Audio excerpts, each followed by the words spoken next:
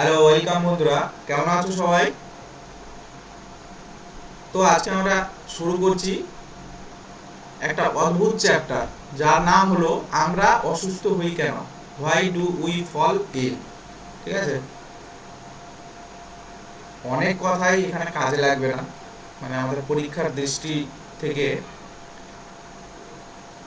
কাজে লাগবে না, কিন্তু অনেক ছোট ছোট প্রশ্ন এখান থেকে চলে আসে। সেই কারণে আমাকেও ভালো লাগে না এই চ্যাপ্টারটা পড়তে, বাট কিছু করার নেই। যদি বাই চান্সলি চলে আসে, 1-2 নাম্বারের জন্যেই প্রবলেম হয়ে যাবে তখন। তাই একটু পড়তে হবে।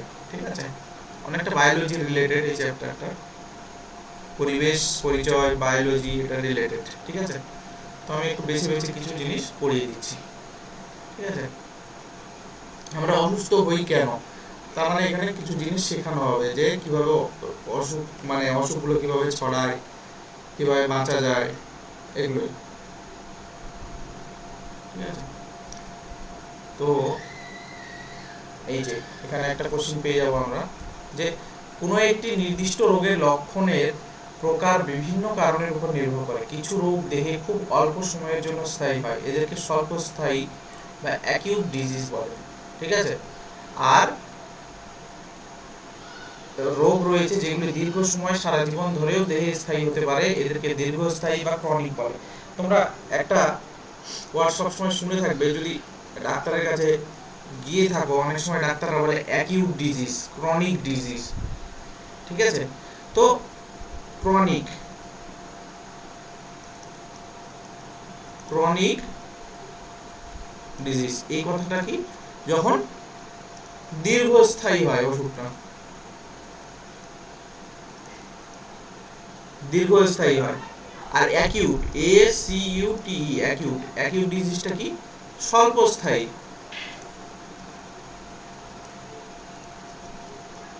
যখন রোগটা স্বল্পস্থায়ী হয় তখন ওটাকে আমরা অ্যাকিউট ডিজিজ বলি। ঠিক আছে, ইংরেজিটা আমরা পরীক্ষায় দিবে, কারণ দীর্ঘস্থায়ী স্বল্পস্থায়ী রোগ বললে তো বোঝা যাবে না ছেলেপেলে। তো বলে দেবে ক্রনিক ডিজিজ কাকে বলে। ক্রনিক ডিজিজ হচ্ছে অনেক দিন থেকে যেটা স্থায়ী হয়, যে অসুখটা বা রোগটা, যেই রোগটা অনেক দিন ধরে স্থায়ী হয় সেটাকে ক্রনিক বলি। আর যেই রোগটা স্বল্পস্থায়ী হয় সেটাকে আমরা অ্যাকিউট বলি। ঠিক আছে, এটা চলে গেল। তারপর রোগের কারণ সমূহ। রোগ বিভিন্ন কারণে হতে পারে, ঠিক মতো পরিচর্যা না হলে, তারপর পরিষ্কার পরিচ্ছন্নতা না থাকলে, এসব কারণে হতে পারে। ঠিক আছে, সংক্রমক ও অসংক্রামক রোগের কারণ সমূহ। সংক্রমক কোনটা, যেটা সংক্রমণ করে। যেরকম আমরা দেখেছি যে যখনই আমরা কোনো রোগের কারণ নিয়ে ভাবি, তখন আমাদেরকে জনস্বাস্থ্য ও সামাজিক স্বাস্থ্য নিয়ন্ত্রণকারী প্রভাবগুলোর কথাও মাথায় রাখতে হয়। আমরা এই বিষয়ে চর্চাটিকে আরো এগিয়ে নিয়ে যেতে পারি। ফালতু কথা। এদের মধ্যে একটি কারণ হলো সংক্রামক জীব দ্বারা রোগ সৃষ্টি। মানে কিছু জীব আছে যেগুলো হলো সংক্রামক জীব, যেগুলো রোগ ছড়ায়। ঠিক আছে, এই জীবগুলো মূলত জীবাণু বা অণুজীব। ঠিক আছে, জীবাণু বা অণুজীব ছোট ছোট, সেগুলো রোগ ছড়ায়। যে সব রোগের তাৎক্ষণিক কারণ অণুজীব সংক্রমণ, সেগুলোকে বলা হয় সংক্রামক রোগ। মানে যেসব রোগের কারণ হলো অণুজীব, মানে যেসব রোগগুলো আমরা সেই অণুজীব, জীবাণু জীবাণু থেকে ছড়ায়, সেগুলো হলো সংক্রামক রোগ। জীব সম্প্রদায়ের মধ্যে অণুজীবের বিস্তারের সাথে সাথে এদের মাধ্যমে সৃষ্ট রোগগুলো এদের মধ্যে ছড়িয়ে পড়ে। খুব সাধারণ সাধারণ কথা লেখা আছে, এগুলো একটু করে রিডিং করে যাবে। ঠিক আছে, আমি দেখিয়ে দিচ্ছি একটু করে। এইবার বহু বছর ধরে এই ধারণা প্রচলিত ছিল যে জীবনশৈলীর কারণে পেপটিক আলসার হয়। পেপটিক আলসার একটি রোগের নাম। ঠিক আছে, উল্লেখ্য এই রোগ পাকস্থলীয় ক্ষুদ্রান্তের ডিওডেনামে অম্লতা বৃদ্ধিজনিত ব্যথা, রক্তক্ষরণ হয়। অম্লতা মানে অ্যাসিডিটি, অ্যাসিডিটি বৃদ্ধি পায়, তখন রক্তক্ষরণ হয় ক্ষুদ্রান্তে পাকস্থলীতে।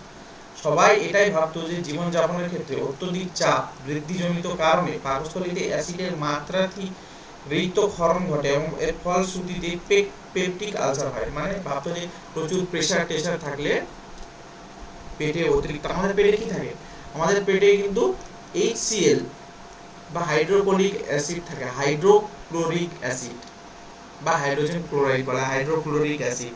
এই অ্যাসিডটা আমাদের পেটে থাকে, পরিপাক ক্রিয়ায় সাহায্য করে। তো কি হয়, আগে ভাবা হতো যে প্রচন্ড প্রেসারে থাকলে অধিক পরিমাণ সেই অ্যাসিডটা পেটের মধ্যে ক্ষরিত হয়, তার ফলে পেটের ক্ষতি হয়, ঠিক আছে। আর সেখান থেকে হয় পেপটিক আলসার, এটা আগেকার ধারণা ছিল। তখনই দুই অস্ট্রেলীয় বিজ্ঞানী আবিষ্কার করেছিলেন যে হেলিকোব্যাক্টার পাইলোরি নামক ব্যাকটেরিয়া পেপটিক আলসার সৃষ্টির জন্য দায়ী। মানে অতিরিক্ত প্রেসারের ফলে অ্যাসিড ক্ষরিত হয়, তার ফলে পেপটিক আলসার হয়, এটা সম্পূর্ণ ভুল কথা। কি কারণে হয়, একটি ব্যাকটেরিয়া যার নাম হলো হেলিকোব্যাক্টার পাইলোরি, এই নামটা মনে থাকবে, এটা এক্সামে থাকে, আমি দেখেছি এক্সামে, ঠিক আছে। যে পেপটিক আলসারের জন্য দায়ী ব্যাকটেরিয়াটির নাম কি, অথবা দিয়ে দেবে পেপটিক আলসার হলো একটি ব্যাকটেরিয়া জনিত, একটি ভাইরাস জনিত, একটি জলবাহিত, বিভিন্ন ধরনের নাম দিয়ে দেবে। সেখানে অ্যান্সার হবে একটি ব্যাকটেরিয়া জনিত রোগ, ঠিক আছে, সংক্রামক রোগ। আর সেই ব্যাকটেরিয়াটার নাম হলো হেলিকোব্যাক্টার পাইলোরি, ঠিক আছে। অস্ট্রেলিয়ার পার্থ অঞ্চলের প্যাথোলজিস্ট রবিন ওয়ারেন বহু রোগীর পাকস্থলীর নিম্নাংশে এই ধরনের ক্ষুদ্র বাঁকানো ব্যাকটেরিয়া দেখতে পান। তিনি লক্ষ্য করেন যে প্রদাহের লক্ষণগুলি সর্বদা পাকস্থলী ব্যাকটেরিয়া সংলগ্ন অঞ্চলে সীমাবদ্ধ, ঠিক আছে। এখান থেকে মেইন পয়েন্টটা আমরা পেয়ে গেছি যে পেপটিক আলসার নামক যে রোগটা আছে সেটার কারণ হলো হেলিকোব্যাক্টার পাইলোরি নামে একটি ব্যাকটেরিয়া। আর পেপটিক আলসার একটি সংক্রামক রোগ, যেহেতু ব্যাকটেরিয়া একটা অণুজীব দ্বারা বাহিত হচ্ছে রোগটা, ঠিক আছে।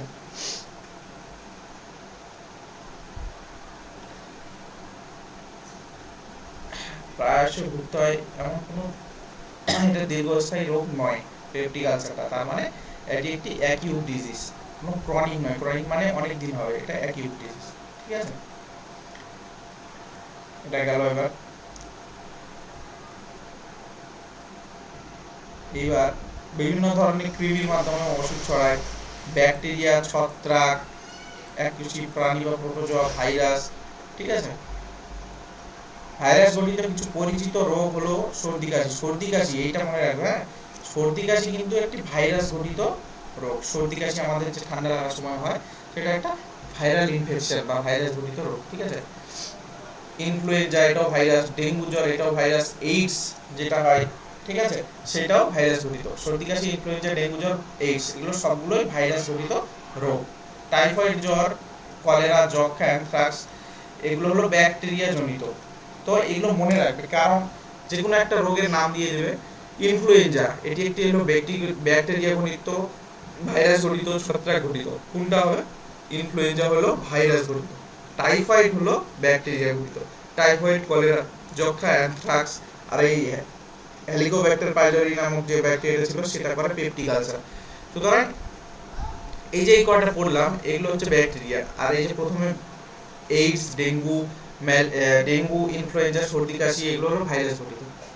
ব্যাকটেরিয়া ঘটিত কি কি থাকছে, টাইফয়েড, কলেরা, যক্ষা। যক্ষা মানে টিবি, টিউবারকিউলোসিস, যেটা আমরা টিবি টিবি বলি অনেকে, টিবি নয় টিবি, টিউবারকিউলোসিস, ঠিক আছে, যেটার বাংলাতে আমরা বলি যক্ষা, সেটা হলো একটি ব্যাকটেরিয়া ঘটিত। অ্যানথ্রাক্সও ব্যাকটেরিয়া ঘটিত, টাইফয়েড, জ্বর, কলেরা এগুলো ব্যাকটেরিয়া ঘটিত সব, ঠিক আছে। কিছু কিছু প্রোটোজোয়া অণুজীব ম্যালেরিয়া, কালাজ্বরের মতো পরিচিত রোগ সৃষ্টি করে। তার মানে ম্যালেরিয়া আর কালাজ্বর এটা প্রোটোজোয়া ঘটিত, এটা ব্যাকটেরিয়া ভাইরাস নয়, এটা প্রোটোজোয়া ঘটিত, ঠিক আছে। ম্যালেরিয়া, কালাজ্বর, ম্যালেরিয়া আর কালাজ্বর প্রোটোজোয়া ঘটিত, ম্যালেরিয়া, কালাজ্বর প্রোটোজোয়া ঘটিত রোগ হয়ে গেল। এবার ছবিগুলো থেকেও অনেক কোশ্চেন অ্যান্সার পাওয়া যেতে পারে, ঠিক আছে। তো সেইভাবে একটু পড়তে হবে আমাদের, ঠিক আছে। ব্রণ সৃষ্টিকারী ব্যাকটেরিয়া কি, স্টেফাইলোকক্কাস। তার মানে এই যে মানুষের মুখে যে ব্রণগুলো বেরোয় না, গুটি গুটি ছোট ছোট, সেগুলো হচ্ছে ব্রণ বলে। আর সেটা ব্যাকটেরিয়া ঘটিত, ভাইরাস টাইরাস নয়, কিন্তু ব্রণগুলো বেরোয় ব্যাকটেরিয়ার কারণে। ব্যাকটেরিয়াটার নাম স্টেফাইলোকক্কাস। তো নামটা মনে রাখবে, পরীক্ষায় দিয়ে দিতেই পারে যে ব্রণ সৃষ্টিকারী ব্যাকটেরিয়াটির নাম হলো, অপশন দিয়ে দিবে স্টেফাইলোকক্কাস, স্টেফাইলোকক্কাস ব্রণটা। ঘুম রোগ এটা ছিল, এটা আমি দেখি যে কোশ্চেন, হ্যাঁ, ঘুম রোগ সৃষ্টিকারী প্রোটোজোয়া ট্রাইপেরোসোমা, ট্রাইপেরোসোমা, ঠিক আছে, ঘুম রোগ সৃষ্টিকারী। তাহলে ব্রণ হলো স্টেফাইলোকক্কাস আর ঘুম রোগ সৃষ্টিকারী প্রোটোজোয়া হলো ট্রাইপেরোসোমা। তার মানে ব্রণ যে মুখে বের হয় সেটা হলো ব্যাকটেরিয়া ঘটিত, তাই তো। আর নামটা হলো স্টেফাইলোকক্কাস। কিন্তু ঘুম মানে একটা রোগ আছে ঘুম নামে, ঘুম রোগ সৃষ্টিকারী, সেটা হলো একটা প্রোটোজোয়া, এটা ব্যাকটেরিয়া নয় কিন্তু, এটা কিন্তু প্রোটোজোয়া। তার নাম হলো ট্রাইপেরোসোমা, ট্রাইপেরোসোমা, ঠিক আছে। ঘুম রোগ সৃষ্টিকারী ট্রাইপেরোসোমা। কালাজ্বর সৃষ্টিকারী প্রোটোজোয়া, কালাজ্বরও একটি প্রোটোজোয়া জনিত রোগ। কালাজ্বর, ঘুম রোগ এগুলো প্রোটোজোয়া জনিত, ঠিক আছে। তো কালাজ্বর সৃষ্টিকারী প্রোটোজোয়া হলো লিশম্যানিয়া, লিশম্যানিয়া, ঠিক আছে। এগুলো মুখস্থ করার জিনিস প্রত্যেকটা। এই যে প্রোটোজোয়া, ব্যাকটেরিয়া, ভাইরাস, এগুলোর নাম। ব্রণ সৃষ্টিকারী ব্যাকটেরিয়ার নাম কি? স্টেফাইলোকক্কাস। ঘুম রোগ সৃষ্টিকারী কি ছিল? আমিও ভুলে যাচ্ছি নামগুলো। ট্রাইপেরোসোমা, ঘুম রোগ সৃষ্টিকারী প্রোটোজোয়া ট্রাইপেরোসোমা। কালাজ্বর সৃষ্টিকারী প্রোটোজোয়া লিশম্যানিয়া, লিশম্যানিয়া। কালাজ্বর হয় কোন প্রোটোজোয়ার জন্য? লিশম্যানিয়ার জন্য, ঠিক আছে। ক্ষুদ্রান্তের প্রাপ্ত একটি পরিণত গোলকৃমি, একটি আমাদের পেটে ক্ষুদ্রান্তে থাকে গোলকৃমি। গোলকৃমির সায়েন্টিফিক নেমটাও দেখে নেবে, অ্যাসকারিস লুম্ব্রিকয়েডিস, অ্যাসকারিস লুম্ব্রিকয়েডিস। যে কোনো কিছু থাকতে পারে এক্সামে, সুতরাং আমাদের সব কিছুর জন্য প্রস্তুত থাকতে হবে, ঠিক আছে। অ্যাসকারিস লুম্ব্রিকয়েডিস গোলকৃমির নাম, আমাদের পেটে যেটা থাকে, ক্ষুদ্রান্তে থাকে।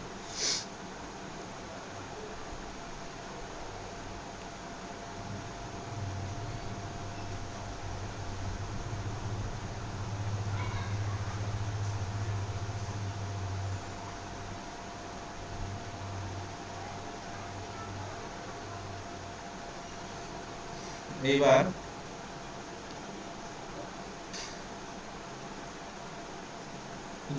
যৌন সংসর্গ ছাড়াও এইডস সৃষ্টিকারী জীবাণু, এইচআইভি, আরও কিছু উপায়ে, যেমন সুস্থ ব্যক্তির রক্ত আক্রান্ত ব্যক্তির সংস্পর্শে এলে, গর্ভাবস্থায় আক্রান্ত মা থেকে শিশুতে বা স্তন্যদানের মাধ্যমে ছড়িয়ে পড়ে, ঠিক আছে।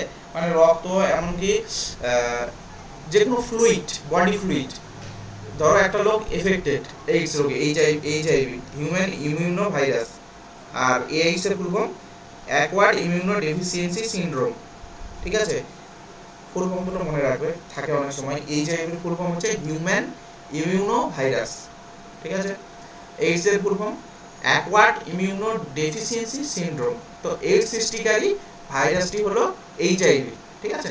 তো এইচআইভি শুধু যৌন সংসর্গ ছাড়াও অন্যান্য বডি ফ্লুইড, মানে দেহ তরলের মাধ্যমে ছড়ায়, যেরকম রক্ত, যেরকম মুখের লালা, যেরকম ঘাম, এগুলো আক্রান্ত ব্যক্তি থেকে অন্য কোনো মানুষের দিয়ে গেলে তার মধ্যে ছড়াতে পারে।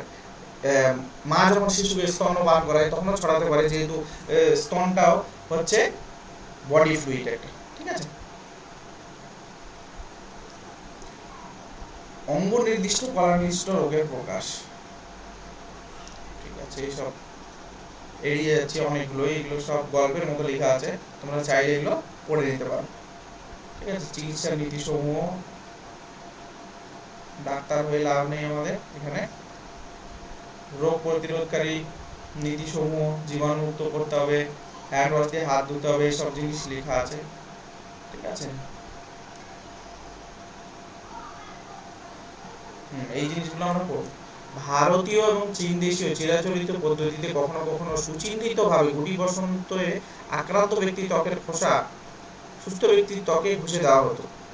তাদের বিশ্বাস ছিল যে এই পদ্ধতিতে কোনো সুস্থ ব্যক্তির দেহে গুটি বসন্তের মৃদু সংক্রমণ ঘটিয়ে ওই রোগের বিরুদ্ধে প্রতিরোধ ব্যবস্থা গড়ে তোলা সম্ভব। প্রায় 200 বছর আগে একজন বিখ্যাত ইংরেজি চিকিৎসক এডওয়ার্ড জেনার, এডওয়ার্ড জেনার নামটা মনে রাখতে হবে, এটা বুঝতে পেরেছিলেন যে যেসব গোয়ালিনীদের একবার গো বসন্ত হয়েছে, মানে যেসব গোয়াল থাকে, মানে গরুর দুধ বিক্রি করে, গরুর চাষবাস করে, ঠিক আছে। তো তাদের গো বসন্ত হয়েছে, তারা মহামারীর সময় গুটি বসন্ত আক্রান্ত হয় না। গো বসন্ত একটি সাধারণ রোগ। জেনার সুচিন্তিতভাবে বিভিন্ন ব্যক্তির দেহে গো বসন্তের জীবাণু প্রবেশ করানোর চেষ্টা করেছিলেন এবং দেখেছিলেন যে তারা গুটি বসন্ত প্রতিরোধে সক্ষম হয়েছে। এর কারণ হলো যে গুটি বসন্তের ভাইরাস গো বসন্তের ভাইরাসের নিকট সম্পর্কিত অণুজীব। ল্যাটিন ভাষায় কাউ বা গরুর অর্থ হলো ভ্যাক্কা এবং গো বসন্ত এর অর্থ হলো ভ্যাকসিনিয়া। এর থেকেই ভ্যাকসিনেশন শব্দটি এসেছে। তাহলে এডওয়ার্ড জেনার হলো গুটি বসন্তের ভ্যাকসিন আবিষ্কারক, ঠিক আছে। Edward Jenner, Edward Jenner.